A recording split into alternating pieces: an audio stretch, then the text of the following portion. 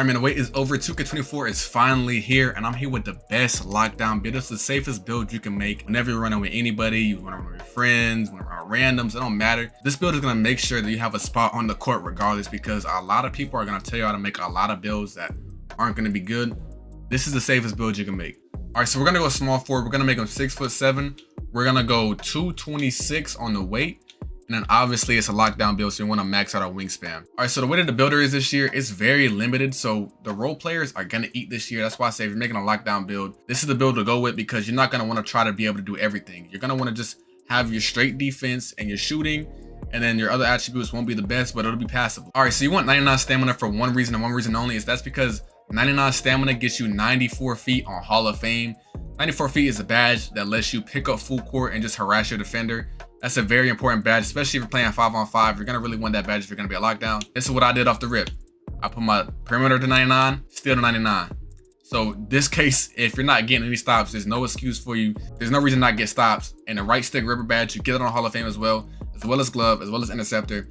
And right stick ripper this year is gonna be very, very, very overpowered. I've seen clips of it. I've seen people use it. Everybody's telling me that it's an insane skill gap between using just regular X and using a stick. So right stick ripper is definitely going to be a badge that you want to use. So we're going to want to put our block at 77 so we can get just enough for bronze anchor. Bronze anchor is going to help you be able to get some stops at the rim. You're not going to be swatting everything, but you know, you'll be able to get a lot of stops just based off your perimeter defense rating on top of having bronze anchor. Go up a little bit on a defensive rebound. You don't want to be snagging out here, but you want to be able to grab a rebound or two. And this is very, very important, this next rating, strength. You want to have your strength at least at 75. And I say this because the way that defense is this year, it helps you get the bumps when you have the strength rating. Also, you cannot get clamps without strength rating. You're also going to get some badges like a movable force that are going to help you be able to combat those bigger guards that are going to be trying to bully you out the way. So 75 strength rating, I would say, is the way to go. You could go up to 80, but I would say 75 in my opinion. For the speed, you want to go ahead and go 80. Now, I know some people like to be faster on the locks. If you want to go to 85, you can. But you're going to see in a second that, you know, we're very limited. So we got to give some stuff up. So I went with 80 on the speed. I might end up changing it later, but right now I went with 80 on the speed. For the three ball, we went with 75. 75, from what I've seen and what I've been told by a few league players, 75 is the only thing you need this year. You're not going to need, you know, a crazy high three ball to be able to shoot on your lockdown build. So 75 should be very, very passable. And then you're going to go 66 mid-range, just for the occasional mid-range that you shoot. You'll still be able to green it, but mid-ranges have always been easy in 2K. You should be able to green it if you have a little bit of stick skill. And the same thing goes for the pass accuracy. We're also going to make that 66.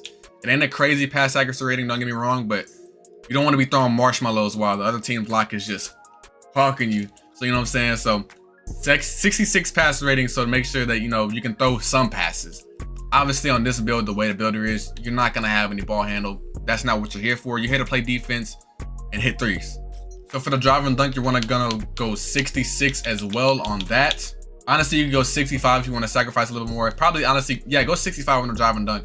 You don't get any advantage for going 66. And then for the drive and layup, you're gonna want to go 65 as well. That's gonna give you Giant Slayer on silver. It's gonna also give you bronze acrobat, bronze bunny, bronze pro touch, but you're not gonna be really using those. This is mainly just making sure that you actually have a competent layup so you can lay the ball up and not worry about somebody coming and chasing you down. Now, the reason why the free throw is so low is because when you're on the 5v5, most of the time, you're not going to be attacking the basket. You're not going to be getting to the lane. That's what your point guard is for. Your point guard is the one that's supposed to be drawing the fouls. Now, if you want to adjust this build, I know there's going to be a few adjustments people want to make, but this is just the build that I will make because I like having max defense. I like being able to hit the occasional three.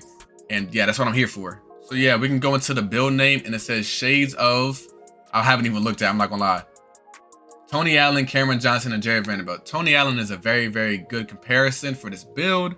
And you're a point of attack stopper. That's a very nice name. So yeah, man, like I said, point of attack stopper. This is the build that I will go with for my lockdown builds. That's what I'm going to be making for the 5v5 and the 3v3. You can play this in any game mode. And it's the safest build you can make. Make sure y'all like, comment, subscribe. And make sure y'all tune in to the Twitch because we're streaming 2K24 pretty much every day. And I'm probably actually streaming right now as you're watching this. So make sure you tune in. Peace.